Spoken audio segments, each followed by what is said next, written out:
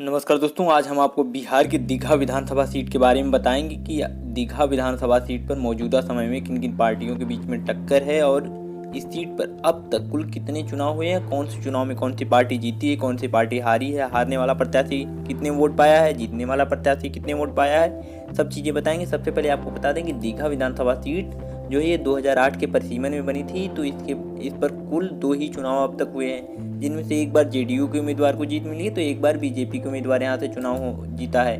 पहली बार यहाँ पर चुनाव पूनम देवी जीतती हैं, जेडीयू के उम्मीदवार 81,247 वोट पाकर, और दूसरे नंबर पर यहाँ पर सत्यानंद शर्मा एलजेपी के उम्मीदवार थे 20,785 वोट पाकर।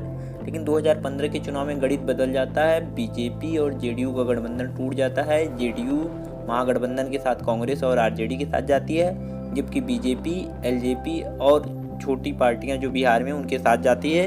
और यहाँ से बीजेपी के उम्मीदवार संजीव चौरसिया को टिकट मिलता है, जो कि 92,671 वोट पाकर 2015 के चुनाव में चुनाव जीतते हैं। और जेडीयू के उम्मीदवार राजीव रंजन प्रसाद, जो कि 67,892 वोट पाते हैं, वो दूसरे नंबर पे रहते हैं यहाँ से।